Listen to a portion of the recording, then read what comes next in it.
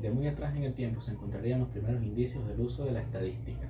En asentamientos prehistóricos se encontraron piedras y palos tallados que indicaban los primeros sistemas de conteo.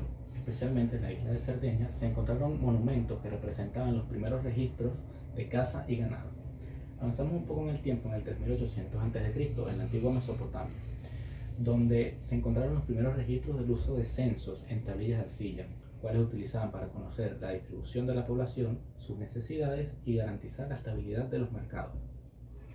Avanzamos un poco al 3000 a.C. en Egipto, donde los faraones empezarían a utilizar el análisis de datos para evaluar la renta del país. También realizarían censos específicos para planificar la redistribución de tierras en épocas de inundación y evaluar la mano de obra disponible. Avanzamos un poco en el tiempo, en el 600 a.C. en Grecia, quien durante el asedio de Platea, los soldados necesitaban conocer la altura de las murallas. Para ello enviaron soldados varias veces a contar cuántos ladrillos de alto tenían. La cantidad que más se repitió entre ellos fue la que se terminó usando. Esto es lo que hoy conocemos como moda.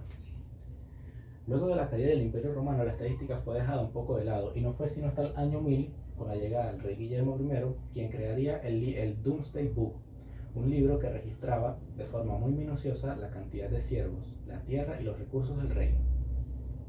Avanzamos un poco en España, entre los siglos XIV y XVI. Una España marcada por la Reconquista tenía la necesidad de reorganizar sus territorios. Para ello utilizaron diversos recursos censales que le permitieron garantizar la estabilidad social, militar y fiscal de sus nuevos territorios. Llegamos al siglo XVII, donde se encontrarían los grandes avances de la estadística. En 1654, de la mano de Blaise Pascal y Pierre de Fermat, estos sentarían la teoría de probabilidades al tratar de resolver el problema de los puntos. Avanzamos un poco en el 1662 con John Brown, el cual publicaría un estudio en el que encontraría puntos claves sobre la peste negra que azotaba en esa época, realizando el seguimiento a las defunciones.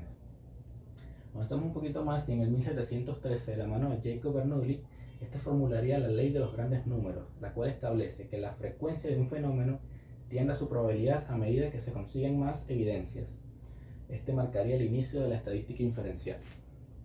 Llegamos a 1749 con Gottfried Eichengwald, quien finalmente le daría su nombre de la palabra latina statistic, que venía de Estado, y este la describiría como la ciencia de las cosas relativas al Estado. Llegamos a 1763 con Thomas Bayes, el cual formularía el teorema con su apellido, el cual permite actualizar las probabilidades de un fenómeno en tiempo real. Con Carl Gauss llegaríamos a 1809, el cual publicaría finalmente la muy conocida distribución normal, quien Adolf Quetelet en 1835 utilizaría para describir el concepto del hombre promedio, argumentando que los parámetros del cuerpo humano y su comportamiento seguían esta distribución. Llegamos a 1888 con Francis Galton, quien traería los conceptos de regresión a la media y correlación.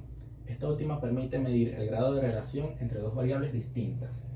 Llegamos a la fábrica de cerveza Guinness en el año 1908 con William Gouset, el cual publicaría la distribución T de Student, la cual le permitió medir la calidad de la cerveza basándose en muestras muy pequeñas.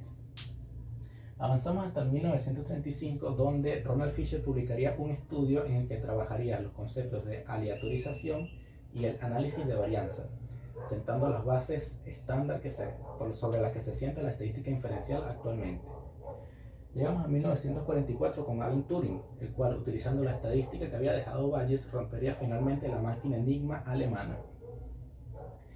Llegamos a 1997, donde el término Big Data se empezaría a escuchar y se utilizaría para describir la cantidad de datos tan vastas que surgirían con la llegada de Internet, lo que nos lleva a la década del 2010, ya que luego de conocer los beneficios de analizar este Big Data, los avances en el hardware necesario para ello, de la mano de Google y Amazon tendríamos las primeras redes neuronales de aprendizaje profundo, lo que nos lleva directamente a la actualidad, donde los modelos de inteligencia artificial generativos, entrenados con estas redes neuronales y el uso de la estadística avanzada, están marcando el nuevo estándar de la industria futura. Muchas gracias.